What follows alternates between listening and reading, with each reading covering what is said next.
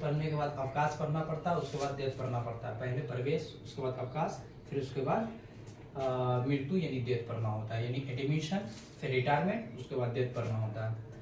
तो पहला सवाल है कि ए और बी जो लाभों को 3:2 के अनुपात में विभाजित करते हैं, सी को 1/3 अंश देने के लिए साझेदार बनाते हैं, तो नया लाभालाभ अनुपात की गणना करें।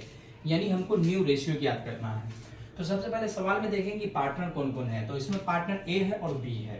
तो ए पार्टनर और बी पार्टनर, इसका अनुपात है 3:2, यानी पहले से दिए हुआ है। ए और बी जिसका अनुपात दिया हुआ 3 और 2, 3 और 2 दिया हुआ, और सी लेके आया 1/3, तो यहाँ पे लिख देंगे सी बराबर 1/3, यानी सी का हिस्सा है 1/3। देने के लिए साझेदार बनाते, ये हो गया। अब लाभांश अनुपात की गणना करना है।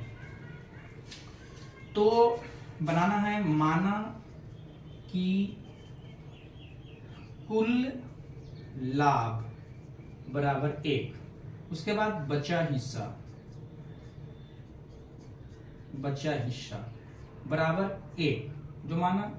जो माना कि कुल लाभ बराबर 1 है, वही बचा हिस्सा लिखेंगे, माइनस 1/3, यानी सी का मान, यानी सी जो लाया है, सी बराबर 1/3 है, वो रख दिए हैं। अब बट्टा में 1 लगा देंगे, 3 और 1 का एलसीएम होता है 3।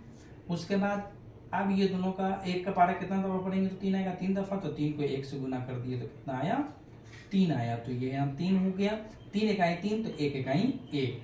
अब उसके बाद इसको घटा के लिखेंगे तो 3 में से 1 गया तो 2/3, यानी अब बचा हिस्सा मेरा बचा 2/3। अब ए का नया लाभ निकालना है, फिर बी का नया लाभ निकालना है। तो पहले ए का नया लाभ बराबर, ए का मान पहले से दिया हुआ है 3, तो 3 लिख देंगे। बट्टा में ये दोनों को जोड़ेंगे तो 3 2 5, तो ये 5 हो गया, गुने बचा हिस्सा कितना था 2/3, तो 2/3 को यहाँ लाएंगे। अब इसको इससे गुना करेंगे, यानी इसको इससे गुना किए तो कितना आया 6, और इसको इससे गुना किए तो कितना आया 15।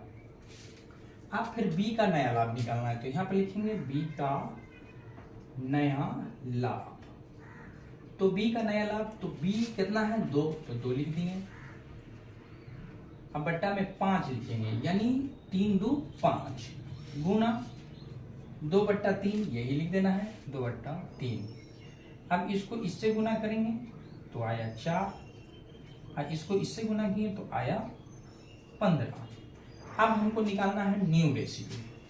तो न्यू रेशियो निकालना है, तो न्यू रेशियो यानी नया लाभालाभ अनुपात की गणना करें, यानी नए